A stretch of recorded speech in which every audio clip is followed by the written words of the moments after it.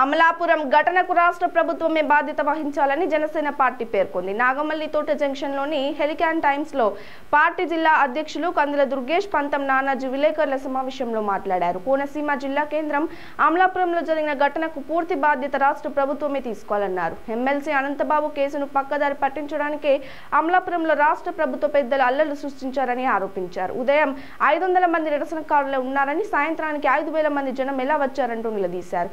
రాష్ట్ర ప్రభుత్వ పెద్దలే అమలాపురాన్ని రావణ కాష్టంగా మార్చారన్నారు. కార్యక్రమంలో పితాని బాలకృష్ణ, ముత్తా శశిధర్, తుమ్మల బాబు, శెట్టిబత్తుల రాజబాబు, మేడ ప్రసాద్, పొలాసపల్లి సరోజా పాల్గొన్నారు. ఈ రోజు నుంచి ప్రారంభించబడుతున్నటువంటి సామాజిక న్యాయభేరి ఇది సామాజిక న్యాయభేరి మాత్రం కాదు, 100% సామాజిక అన్యాయభేరి. కారణం,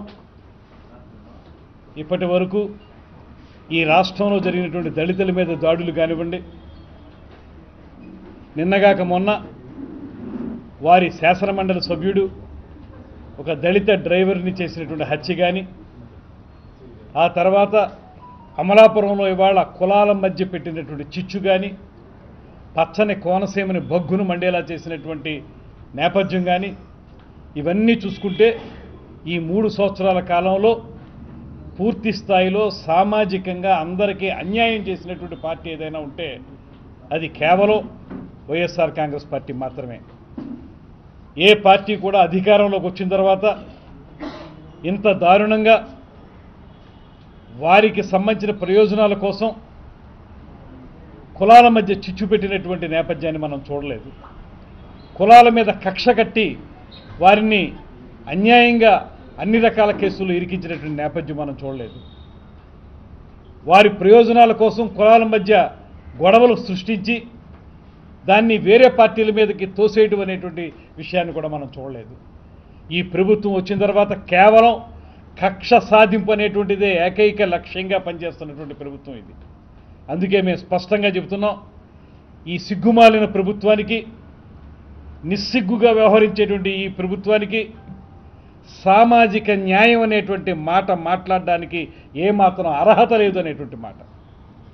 కేవలం కంటి తుడుపుగా కొన్ని సామాజిక వర్గాలకి కార్పొరేషన్ల చైర్మన్లు ఇవ్వటం, వాటికి ఏ రకమైన నిధులు లేకపోవటం, ఇవి కాదు సామాజిక న్యాయం అంటే. అందరినీ సమానంగా చూడడం, ఏ రకమైనటువంటి పొరపచ్చాలు లేకుండా కులాల మధ్య ఐక్యతను సాధించడానికి ప్రయత్నించడమే ఏ పార్టీ అయినా అధికారంలో ఉన్నప్పుడు చేయాల్సినటువంటి పని. దాన్ని పూర్తిగా విస్మరించి ఈ గొడవ జరుపుతున్నటువంటి ఈ వైఎస్ఆర్ ప్రభుత్వానికి సామాజిక న్యాయభేర్ అనేటువంటి పదం ఉచ్చరించడానికే అర్హత లేదు.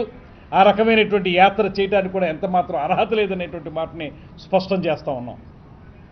అదే సందర్భంలో కులాల మధ్య ఐక్యత తీసుకురావాలని, మత ప్రసక్తి లేనటువంటి రాజ్యాల్ని ఏర్పాటు చేయాలని పూర్తి స్థాయిలో కృషి చేస్తున్నటువంటి పవన్ కళ్యాణ్ గారి నేతృత్వంలోని జనసేన పార్టీని నిన్న జరిగినటువంటి అమలాపురం అల్లర్లలో జనసేన పార్టీని ఏదో రకంగా దోషిగా నిలబెట్టాలని ఈ ప్రభుత్వం చేస్తున్నటువంటి ప్రయత్నాన్ని కూడా తీవ్రంగా మేము వ్యతిరేకిస్తూ ఉన్నాం.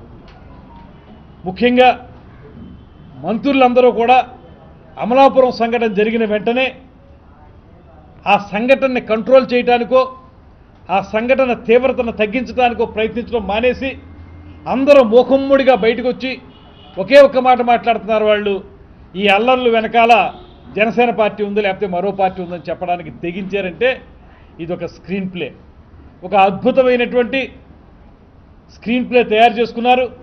స్క్రీన్ ప్లే ప్రకారం చేయాల్సినటువంటి అంశాలు 1, 2, 3 అని ఏర్పాటు చేసుకున్నారు. షార్ట్ డివిజన్ కూడా చేసుకున్నారు. దాంట్లో ఆ షార్ట్ డివిజన్లో ముందు షార్ట్ ఏంటంటే, వాళ్ళు ఏదైతే వాళ్ళ శాసనమండలి సభ్యుడు ఒక దళిత యువకుడిని కిరాతకంగా హత్య చేశాడో దాన్ని డైవర్ట్ చేయడానికి వీలుగా, డైవర్షన్ పాలిటిక్స్కి ఆద్యుడిగా నిలిచినటువంటి ఈ ప్రభుత్వం డైవర్ట్ చేయడానికి వీలుగా ఈ అల్లర్లని సృష్టించడం అనేటువంటిది మొట్టమొదటి షాట్.